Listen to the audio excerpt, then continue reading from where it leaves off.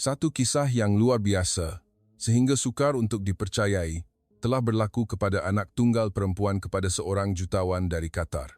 Membesar dalam kemewahan dan kegemilangan, seorang kanak-kanak yang mendapat apa sahaja yang dia mahu dan boleh melakukan apa sahaja yang dia inginkan. Tetapi suatu hari, tingkah laku gadis itu tiba-tiba berubah. Apabila melihat anak perempuan mereka menjadi seorang yang sama sekali berbeza, ibu bapanya amat terkejut. Pada mulanya mereka malah marah dan tertanya-tanya, adakah kemiskinan juga boleh berjangkit? Tetapi yang lebih mengejutkan, ialah semua perubahan ini berlaku dalam tempoh masa yang singkat, yaitu 3 tahun dia tinggal di Malaysia. Apa yang telah dilaluinya di Malaysia, dan apakah yang menyebabkan dia berubah secara menyeluruh? Sekarang, mari kita dengar kisah luar biasa ini.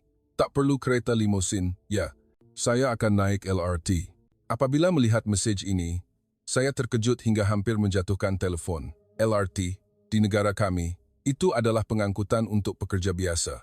Namun, orang yang ingin menggunakannya adalah anak perempuan saya. Sayang, Fatima kita ni dah gila ke? Saya menunjukkan telefon kepada suami saya. Kami sedang menunggu anak perempuan kami di ruang menunggu khas lapangan terbang antarabangsa Doha di Qatar. Ini adalah kali pertama dia pulang ke rumah selepas 3 tahun. Staf sudah memegang sejambak bunga yang mewah. Limosin hitam juga sudah sedia menunggu di luar lapangan terbang. Semuanya sempurna, namun kami menerima mesej yang tidak masuk akal seperti ini. Pada mulanya, suami saya juga terdiam. Kemudian dia ketawa. Mungkin dia bergurau sahaja. Tetapi kemudian, satu lagi mesej masuk. Saya serius, ayah. Sekarang, saya tak perlukan benda seperti limosin lagi. Saya akan naik LRT pulang ke rumah. Saya hampir terduduk di situ juga. Anak perempuan kami mau menggunakan pengangkutan awam dan mau pulang seorang diri tanpa pengawal pribadi. LRT di Doha adalah tempat yang digunakan oleh orang biasa. Ini pasti disebabkan oleh Malaysia. Kita sepatutnya tidak menghantar dia ke negara itu, saya berkata kepada suami. Suami saya mengeluh. Jom balik dulu, sayang. Tunggu lama pun tak guna. Kami telah menunggu Fatima dengan lama. Tetapi akhirnya terpaksa meninggalkan lapangan terbang dan hanya meninggalkan seorang pengawal pribadi. Kami pulang ke rumah dengan tangan kosong. Semua orang memandang kami dengan pandangan yang pelik. Seolah-olah mereka terkejut kerana kami tidak dapat menjemput anak perempuan kami. Saya duduk di ruang tamu, resah melihat jam. 1 jam berlalu, kemudian 2 jam. Tiba-tiba loceng pintu berbunyi, pembantu rumah keluar membuka pintu. Fatima berdiri di sana. Dia tidak memakai barang kemas yang mahal atau membawa beg berjenama, hanya memakai seluar jeans dan baju putih ringkas, sambil menarik satu-satunya beg pakaian kecil. Saya dah balik, ayah, ibu. Fatima memberi salam dengan sopan, kemudian menanggalkan kasutnya dan meletakkannya dengan kemas di satu sudut di laluan masuk. Seorang pembantu rumah cuba menghulurkan tangan untuk menolong membawa beg pakaian, tetapi Fatima menggelengkan kepala. Tak apa, saya boleh bawa sendiri. Pada masa itu, saya tidak dapat membezakan sama ada ini mimpi atau kenyataan. Fatima yang dahulu tidak pernah membawa beg tangannya sendiri. Dia masuk ke ruang tamu dengan selamba dan duduk di hadapan kami. Macam mana di Malaysia, nak? Saya bertanya dengan nada menyoal. Fatima tersenyum lebar. Senyuman itu kelihatan begitu tulus. Senyuman yang bersih, tanpa sebarang tujuan atau kepura-puraan. Ya, saya telah belajar banyak perkara, terlalu banyak sehingga sukar untuk diungkapkan dengan kata-kata. Saya melihat wajah anak perempuan saya dengan teliti, tanpa solek, rambut diikat kemas. Yang paling penting, matanya telah berubah. Kesombongan dan sikap tidak masuk akal yang dahulu telah hilang sepenuhnya. Jadi, macam mana dengan LRT? Suami saya bertanya. Sangat mudah. Dari lapangan terbang ke bandar hanya mengambil masa kira-kira 30 menit dan boleh melihat pemandangan jalan raya lagi. Dan yang paling penting, Fatima berhenti seketika, kemudian tersenyum. Saya telah membuktikan kepada diri sendiri bahawa saya boleh melakukan segala-galanya dengan baik seorang diri. Adakah ini benar-benar puteri angkuh yang pergi ke Malaysia 3 tahun lalu? Malam itu saya tidak dapat tidur kerana tertanya-tanya bagaimana Fatima telah berubah. Saya masih ingat dengan jelas hari dia memutuskan untuk pergi ke Malaysia. Izinkan saya mula bercerita dari situ. Fatimah adalah seorang nona sebenar golongan elit Qatar. Sejak dilahirkan, dia telah dilayan istimewa, membesar sentiasa dikelilingi oleh pembantu dan pelayan. Setiap permintaannya dipenuhi serta-merta. Saya sendiri membesar dalam persekitaran seperti itu, jadi saya rasa ia adalah perkara biasa. Fatimah telah belajar untuk tidak memandang mata orang lain sejak awal lagi. Apabila bercakap dengan pembantu rumah, dia sering mendongakkan dagunya sedikit, memandang jauh ke suatu tempat, dan menggunakan arahan bukannya dialog langsung. Dia tidak akan berkata, "Tolong beri saya segelas air," tetapi hanya berkata, "Air." Dan serta-merta seseorang akan membawa air kepadanya. Cara berkomunikasi ini adalah perkara biasa di rumah kami. Suatu hari, Fatimah terpukau dengan seorang penyanyi Malaysia bernama Imran Ajmal. Apabila masuk ke biliknya, hanya muzik Imran Ajmal sahaja yang kedengaran. Selepas menampal poster di seluruh dinding, dia mengumumkan akan belajar bahasa Melayu. Pada mulanya, saya hanya menyangka ia adalah minat sementara seorang gadis remaja. Tetapi keadaan telah berubah. Itu adalah hari ulang tahun Fatimah yang ke-16. Kami telah menempah seluruh hotel yang paling mewah, mengadakan jamuan besar-besaran, menjemput kawan-kawan, saudara mara, dan malah beberapa ahli keluarga diraja. Semuanya sempurna. Ketika majlis sedang berlangsung meriah, Fatimah datang dan berbisik di telinga saya. "Ibu, boleh tak ibu jemput Imran Ajmal datang sini? Ini hari lahir saya." Mendengar itu, saya terdiam. Menjemput seorang penyanyi terkemuka negara seolah-olah memesan pizza untuk dihantar ke rumah. "Fatimah, itu mustahil. Dia seorang yang sangat sibuk." "Vaya Fatimah, saya tak merta keru." "Kenapa tak boleh? Adakah masalahnya wang?" "Ibu cakap saja dengan ayah untuk bayar mereka kan?" Pada masa itu, saya tidak terkata apa-apa. Saya terkejut dan menyadari bagaimana anak perempuan saya melihat dunia ini. Di mata Fatimah, semuanya boleh diselesaikan dengan wang dan semua orang adalah sesuatu yang boleh disewa dengan wang. Malam itu, selepas majlis tamat, saya dan suami berbual serius. "Abang nampak tak cara anak kita melayan orang lain? Tingkah laku dia seolah-olah semua orang dilahirkan untuk melayan dia." Suami saya diam memandang keluar tingkap untuk masa yang lama sebelum berkata perlahan, "Sayang masih ingat orang yang abang jumpa semasa lawatan kerja di Kuala Lumpur? Pengerusi syarikat itu makan tengah hari di kantin bersama pekerja, mengambil air minuman dengan cawannya sendiri. Dan yang paling mengagumkan ialah, suami saya berhenti seketika, anak lelakinya naik LRT ke sekolah setiap hari. Malam itu, kami memutuskan untuk menghantar Fatimah belajar di luar negara ke Malaysia. Tujuannya bukan untuk pendidikan, tetapi untuk dia belajar bagaimana untuk hidup seperti orang biasa. Sudah tentu Fatimah menangis dan membantah keras, mengatakan dia tidak mahu berpisah dengan kawan-kawan, kenapa perlu hantar saya seorang diri ke tempat yang jauh begitu. Apabila melihat kami berkeras, dia menggunakan kad terakhirnya. "Di Malaysia, adakah saya berpeluang bertemu Abang Imran Ajmal?" Saya cuba menahan ketawa dan berkata, "Siapa tahu, Kuala Lumpur bukan bandar kecil, tetapi jika bernasib baik, mungkin kamu akan bertemu." Dan begitulah, Fatimah bertolak ke Malaysia. 3 tahun kemudian, dia kembali sebagai seorang yang sama sekali baru. Beberapa bulan pertama, selepas Fatimah pergi sangat sunyi, setiap kali saya melalui bilik kosong anak perempuan saya, hati saya terasa sakit. Panggilan telepon juga pendek dan dingin. Apabila saya bertanya tentang kawan-kawan atau kehidupan di sekolah, dia hanya menjawab, baik sahaja, ibu." Saya mula ragu-ragu sama ada menghantar dia ke Malaysia adalah keputusan yang betul. Saya memutuskan untuk menghubungi keluarga angkat di Malaysia dan hanya menerima jawapan bahawa dia pendiam tetapi semakin menyesuaikan diri dengan baik. Suami saya memujuk saya bahawa dia memerlukan masa untuk menyesuaikan diri.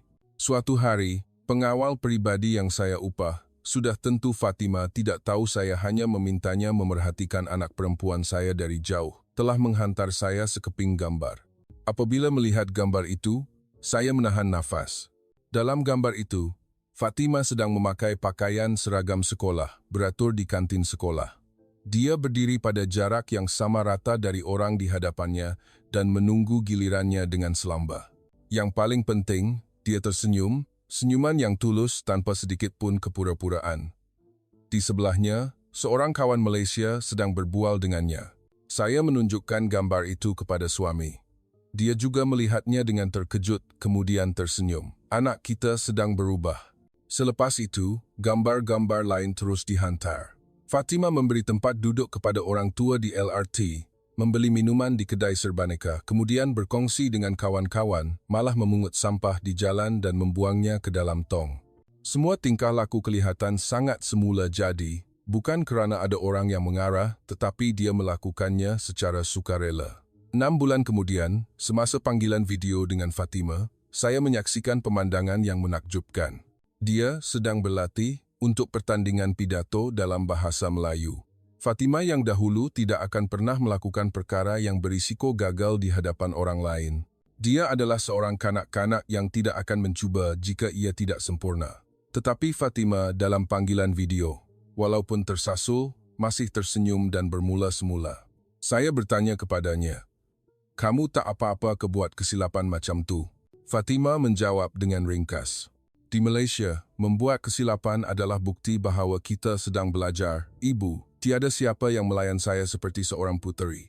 Pada mulanya, saya sangat marah dan terasa hati, tetapi sekarang saya rasa lebih selesa. Masa berlalu, 1 tahun, kemudian 2 tahun. Kami hanya dapat bertemu anak perempuan kami melalui skrin video. Fatima tidak pulang ke Qatar walaupun semasa cuti. Dia berkata akan melancong dengan kawan-kawan atau meluangkan masa bersama keluarga angkat. Walaupun berasa sedikit sedih, di sisi lain itu juga adalah bukti bahawa anak perempuan saya telah menyesuaikan diri dengan baik dalam dunia baru. 3 tahun berlalu, akhirnya kami menerima berita bahawa Fatima akan pulang untuk bersiap sedia untuk melanjutkan pelajaran di universiti di Qatar. Dan itulah hari ini, hari dia menolak kereta limosin di lapangan terbang dan berkata akan naik LRT pulang ke rumah. Semasa makan malam, Fatima duduk di kerusinya dengan selamba. Apabila pembantu rumah menghidangkan makanan, dia tunduk sedikit dan berkata, "Terima kasih." Melihat wajah terkejut saya, Fatima mengangkat bahu. Di Malaysia, cara memberi salam ini adalah perkara biasa, Ibu. Ia adalah cara untuk menunjukkan rasa terima kasih atas usaha orang yang telah menyediakan hidangan. Malam itu, saya bertanya kepada suami, "Kita dah buat keputusan yang betul, kan, Abang?" Suami saya memandang ke langit malam di luar tingkap dan menjawab, "Abang belum tahu, tetapi perubahan sudah bermula." Keesokan paginya, saya bangun awal dan turun ke dapur. Fatima sudah ada di sana, sedang membancuh kopi. Mesin kopi di rumah kami adalah jenama Itali yang mahal dengan banyak butang dan tombol yang rumit, tetapi Fatima menggunakannya dengan cekap. "Bangun awal, Nak. Buat apa?" saya bertanya. Fatima tersenyum lebar. "Oh, Ibu nak minum teh tak? Di Malaysia, setiap pagi saya minum teh panas macam ni." Saya memerhatikan penampilan anak perempuan saya dengan teliti, rambut diikat kemas, muka tanpa solek, memakai baju rumah yang selesa. Fatima yang dahulu, sebaik sahaja bangun, akan bersolek dan memakai pakaian berjenama serta-merta. Fatima membawa 2 cawan teh tarik ke balkoni. Kami duduk bersebelahan, berjemur di bawah sinaran matahari pagi dan minum teh. Ini adalah kali pertama, setelah sekian lama saya mempunyai saat yang damai seperti ini dengan anak perempuan saya. Saya bertanya kepadanya tentang kehidupan di Malaysia. Fatima berfikir seketika, kemudian mula bercerita. Pada mulanya, semuanya berbeza. Bilik kecil, katil keras, setiap pagi perlu naik LRT ke sekolah. Tetapi secara beransur-ansur, dia telah menyesuaikan diri dengan persekitaran baru. Fatima bercerita bahawa dia mendapat inspirasi apabila melihat pelajar-pelajar sekolah memberi tempat duduk kepada orang tua di LRT dan mengagumi bagaimana orang di sekeliling menganggap tindakan itu sebagai perkara biasa. Kemudian, dia sendiri juga mengikutinya secara semula jadi. Dia juga mengaku bahawa beberapa bulan pertama dia menangis setiap hari. Dilayan sebagai pelajar biasa tanpa sebarang keistimewaan telah membuat dia berasa sangat sedih. Keluarga angkat juga hanya melayan dia seperti ahli keluarga. Dia terkejut apabila diberitahu bahawa dia perlu membasuh pakaiannya sendiri. Saya bertanya, "Jadi, macam mana kamu basuh pakaian?" Fatima berkata bahawa pada mulanya dia menolak, tetapi tidak ada pilihan lain. Dia mendapat inspirasi apabila melihat Aina, anak perempuan keluarga angkat. Walaupun bapa Aina adalah pengurus besar sebuah syarikat besar, dia tetap melakukan kerjanya sendiri dengan selamba. Nilai seseorang tidak terletak pada berapa ramai orang yang melayan kita, tetapi bagaimana kita boleh hidup harmoni dengan orang di sekeliling, ibu. Mendengar itu, saya sangat kagum. Anak perempuan saya nampaknya telah belajar perkara yang tidak dapat kami ajarkan kepadanya di Qatar. Apabila bertanya tentang kehidupan di sekolah, Fatima berkata bahawa pada mulanya sangat sukar kerana halangan bahasa, tetapi secara beransur-ansur semuanya menjadi lebih baik. Dia mula belajar perkara asas seperti beratur menunggu giliran semasa waktu makan. Kawan-kawan Malaysia menganggap perkara itu sebagai sesuatu yang wajar. Fatima tersenyum dan menceritakan satu kisah kecil. Pernah sekali saya berkata kepada seorang kawan Malaysia, "Saya tak nak tengok muka awak lagi, faham?" Akibatnya, semua orang memandang dia dengan pandangan yang pelik. Aina memberitahu dia bahawa itu adalah kata-kata yang kasar. Saling menghormati adalah budaya orang Malaysia. Saya turut ketawa. Fatima yang dahulu, jika dikritik sedemikian, pasti akan marah besar. Tetapi sekarang dia menceritakannya sebagai kenangan yang lucu. Saya bertanya apa yang dia mahu lakukan hari ini. Fatima berkata dia mahu berjalan-jalan di pusat bandar Doha. Di Malaysia, dia sering berjalan kaki dan mahu mencuba menggunakan pengangkutan awam. Keluarga kami selalunya sentiasa bergerak dengan kereta yang dipandu oleh pemandu pribadi. Jawapan ini mengejutkan saya. Saya memanggil pemandu untuk menyediakan kereta, tetapi Fatima menggelengkan kepala. "Tak perlu, Ibu. Saya nak berjalan kaki. Itu baru cara untuk merasai bandar ini dengan sebenar-benarnya." Akhirnya, saya memutuskan untuk mengikut cadangan Fatima. Suami saya juga berkata dia akan ikut.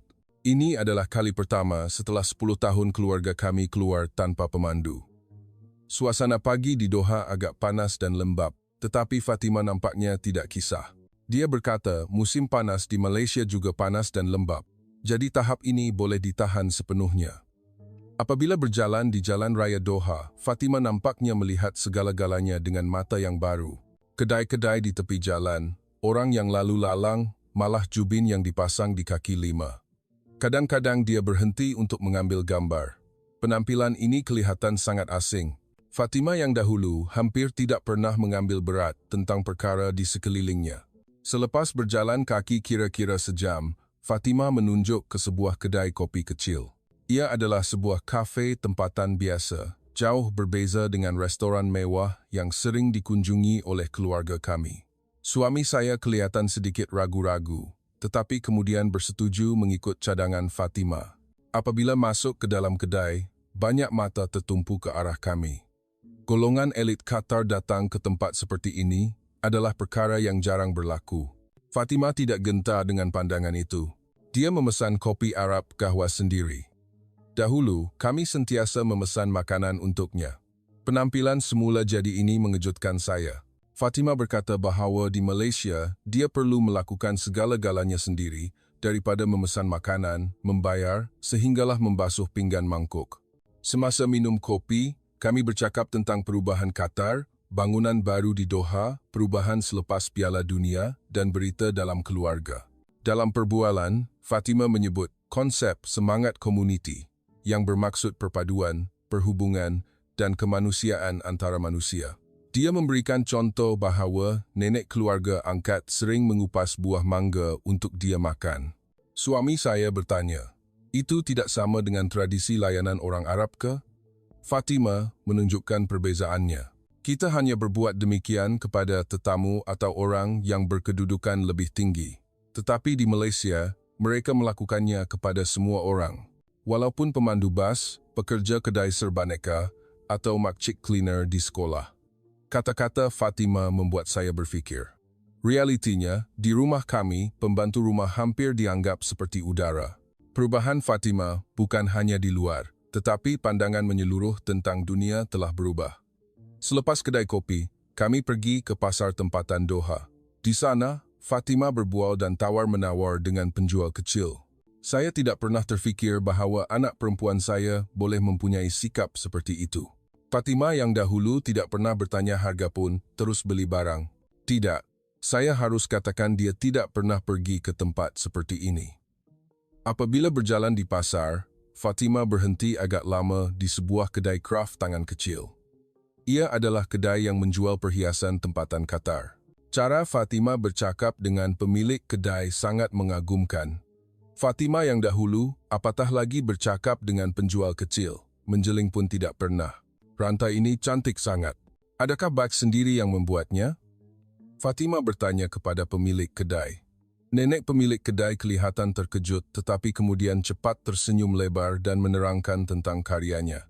Melihat perbualan mereka berdua, saya sekali lagi kagum dengan perubahan anak perempuan saya.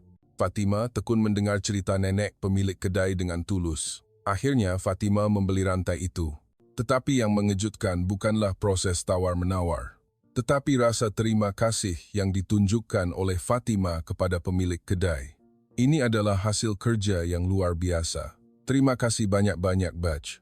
Melihat adegan itu, saya tiba-tiba menyadari bahawa makna menjadi manusia yang ingin kami ajarkan kepada Fatima telah diserap secara semula jadi dalam kehidupan seharian orang Malaysia. Fatima tidak mempelajarinya daripada kursus khas atau ceramah, tetapi mempelajarinya daripada kehidupan seharian rakyat Malaysia tentang cara hidup sebagai orang biasa. Dalam perjalanan pulang ke rumah, Fatima mencadangkan, "Esok, jom kita naik LRT bersama-sama." Saya dan suami berpandangan, kemudian mengangguk sambil tersenyum. Malam itu saya tidur dengan Lena. Kali pertama setelah sekian lama, anak perempuan saya telah berubah. Tetapi saya mempunyai firasat bahawa perubahan ini juga akan membawa kebaikan kepada keluarga kami. Sama seperti apa yang Fatima katakan tentang semangat komuniti, ia membuat saya mula berfikir tentang cara untuk lebih menghargai hubungan antara manusia. Keesokan paginya, kami tiba di stesen LRT mengikut janji temu. Suami saya kelihatan sedikit cemas, tetapi apabila melihat penampilan Fatima yang yakin, dia nampaknya lebih selesa. Sejujurnya, saya juga teruja, ini adalah kali pertama saya menggunakan pengangkutan awam, setelah seumur hidup hanya menaiki limosin dan kereta mewah. Mesti beli tiket dulu di sini, Ibu. Fatima membawa kami ke mesin tiket automatik. Dia meluncurkan jarinya di skrin dengan cekap, memilih destinasi dan membuat pembayaran. Penampilan yang sangat semula jadi, seolah-olah dia telah melakukan ini selama-lamanya. Apabila sampai di platform, pelbagai lapisan masyarakat berkumpul di sana, pekerja, pelajar, dan orang awam semuanya berada dalam ruang yang sama. Pemandangan ini agak baru bagi kami. Keluarga kami selalunya sentiasa berada dalam ruang yang terpisah daripada lapisan masyarakat lain. Apabila LRT tiba, Fatima membawa kami masuk dengan selamba. Walaupun agak sesak, Fatima tidak panik sama sekali. Selepas mendapat tempat duduk, Fatima berkata, "LRT di Kuala Lumpur lagi rumit, Ibu. Waktu puncak memang sesak sampai tak ada tempat berdiri langsung. Dalam ruang yang sesak, orang lalu lalang. Saya melihat Doha dari sudut pandangan yang baru. Imej bandar yang belum pernah saya lihat, bunyi yang belum pernah saya dengar, perasaan yang belum pernah saya alami. Semuanya benar-benar baru." "Seronok, kan?" Fatima bertanya. Semua orang berada dalam ruang yang sama, berkongsi pengalaman yang sama. Orang Malaysia panggil ini semangat perpaduan. Suami saya mengangguk. Ya, perasaan yang benar-benar berbeza. Kami menaiki LRT ke pusat membeli belah di Doha dan memutuskan untuk makan tengah hari di sebuah restoran biasa. Bukan restoran mewah, tetapi warung makan yang digemari oleh penduduk tempatan. Fatima memilih menu dan memesan makanan sendiri. Apabila makanan dihidangkan, dia berkata perlahan, "Jemputlah makan, Ayah, Ibu." Di Malaysia, orang sering berkata begitu sebelum makan untuk menunjukkan rasa hormat. Selepas selesai makan, Fatima berkata, "Terima kasih atas hidangan ini," kemudian mengemas meja sedikit. Saya merasakan ini benar-benar baru. Di rumah kami tidak pernah berbuat demikian. Ketika berjalan-jalan di pusat membeli belah, Fatima bercerita bahawa dia telah belajar banyak perkara di Malaysia, daripada kemahiran hidup hingga kemahiran sosial. Apa yang sangat mengagumkan ialah apa yang Fatimah katakan tentang memahami perasaan orang lain. Orang Malaysia sangat mahir dalam memerhatikan emosi antara satu sama lain, Ibu. Pada mulanya, saya rasa itu menyusahkan, tetapi kemudian saya sedar bahawa itu adalah keprihatinan, cara untuk tidak membuat orang lain berasa janggal dan untuk semua orang boleh hidup harmoni. Dalam perjalanan pulang ke rumah pada waktu malam, Fatimah berkata perlahan, "Sebenarnya, semasa mula-mula pergi ke Malaysia, saya sangat sengsara." Suara Fatimah penuh keikhlasan, "Semuanya asing, tiada siapa yang melayan saya secara istimewa.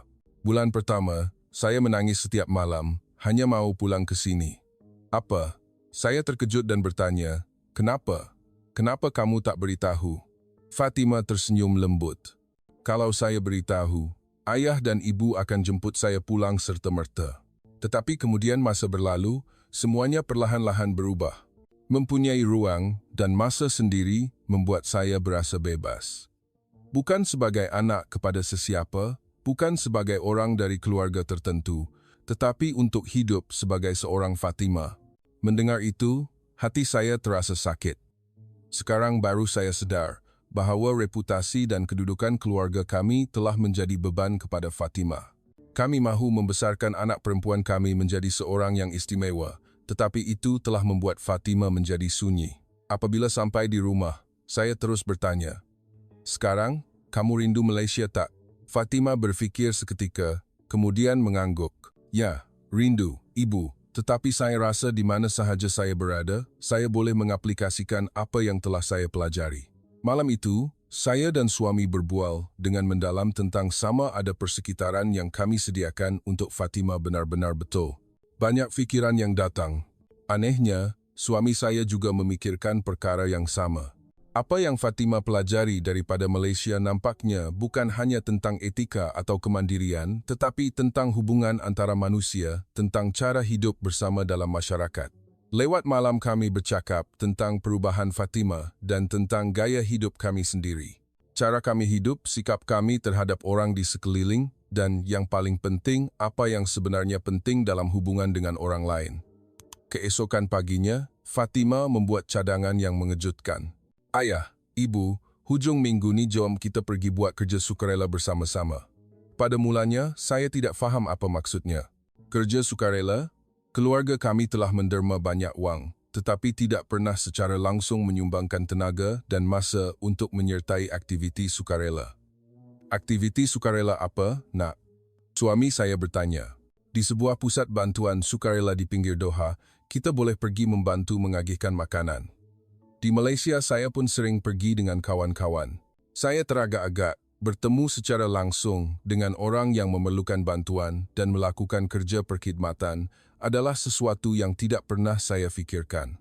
Tetapi apabila melihat wajah Fatimah yang serius, sukar untuk menolak, cuba sekali, sayang." Suami saya mengenyit mata kepada saya. Jadi kami memutuskan untuk pergi melakukan kerja sukarela pada hujung minggu itu.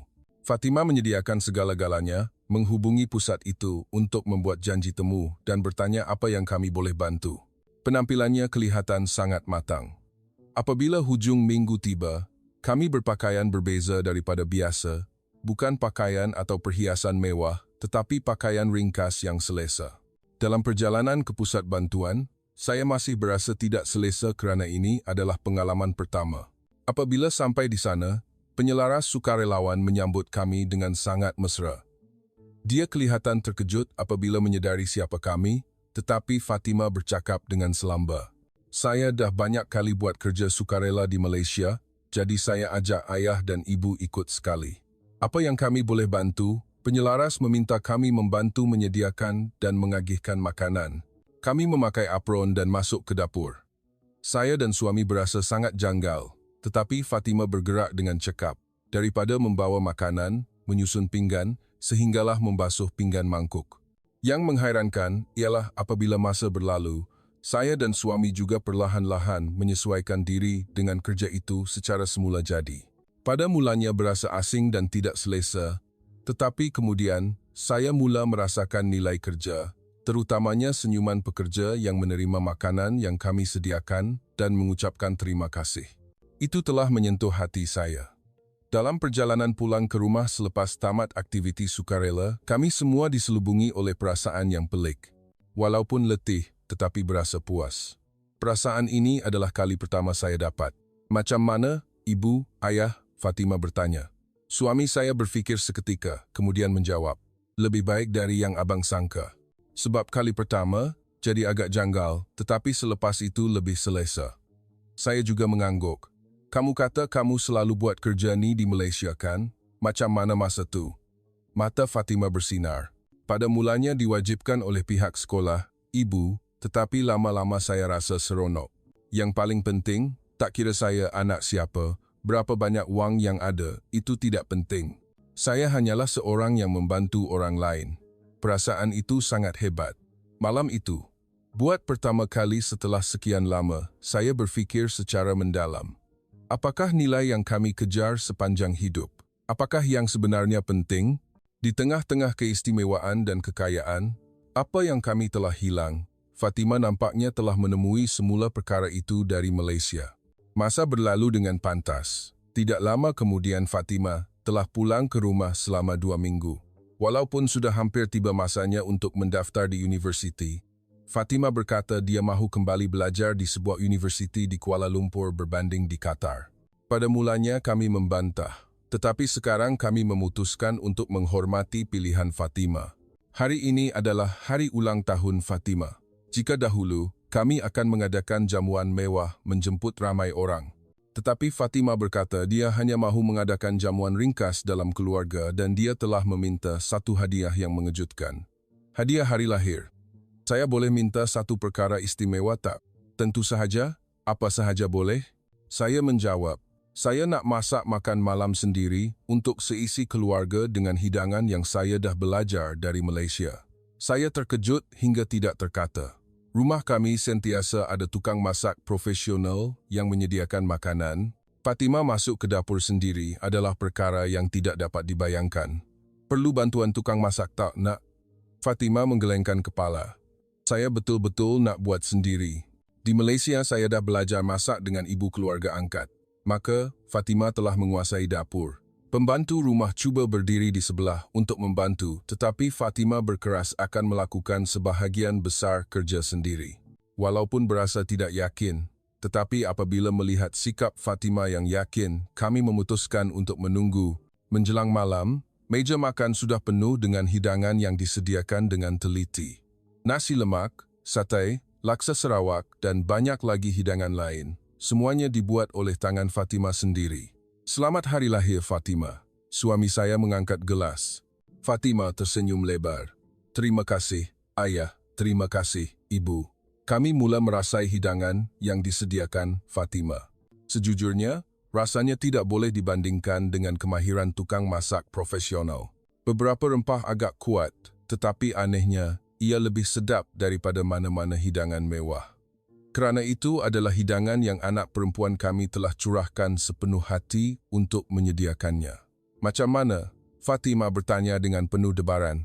Sangat sedap, anakku. Saya menjawab dengan ikhlas. Selepas makan malam, tiba masanya untuk memotong kek.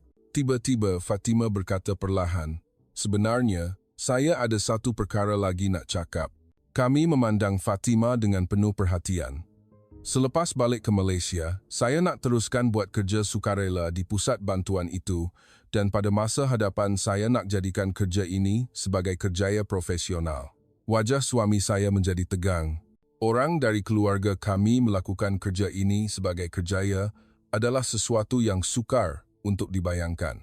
Tetapi apabila melihat pandangan Fatima yang serius, kami tahu ini bukan idea yang terburu-buru. Kenapa kamu nak buat kerja tu? Suami saya bertanya. Fatima berfikir seketika kemudian menjawab, semasa tinggal di Malaysia, saya sedar satu perkara bahawa keistimewaan yang saya ada bukan kerana usaha saya sendiri. Ia hanyalah nasib baik kerana dilahirkan dalam keluarga ini. Saya rasa menggunakan keistimewaan itu untuk membantu orang lain adalah tanggungjawab saya. Saya sangat terharu dengan kata-kata Fatima. Anak perempuan kecil saya mempunyai pemikiran yang begitu mendalam terkejut dan bangga pada masa yang sama. Buatlah apa yang kamu nak buat. Suami saya akhirnya bersuara. Ayah dan ibu akan hormati keputusan kamu. Air mata bergenang di mata Fatimah. Saya betul-betul berterima kasih, ayah, ibu. Orang lain pasti tidak akan faham. Malam itu, buat pertama kali setelah sekian lama, hati saya berasa tenang. Keputusan kami menghantar Fatimah ke Malaysia pastinya bukan satu kesilapan. Malah boleh dikatakan bahawa keputusan itu telah membantu Fatimah berkembang menjadi seorang manusia yang sebenar. Fatimah bukan lagi seorang puteri. Dia hanyalah seorang yang sedang mencari jalan sendiri dan seorang yang luar biasa. Saya tiba-tiba sadar bahawa keistimewaan sebenar bukanlah wang atau kedudukan, tetapi perasaan berhubung dengan orang lain dan keyakinan bahawa kita boleh menyumbang kepada dunia. Malaysia telah mengajar anak perempuan saya dan juga kami tentang makna menjadi manusia dan telah membawa permulaan baru kepada seluruh keluarga. Dan kini, saya juga mahu menjadi sebahagian daripada perjalanan itu. Mungkin saya sendiri juga boleh menjalani kehidupan yang lebih berperi kemanusiaan seperti Fatimah.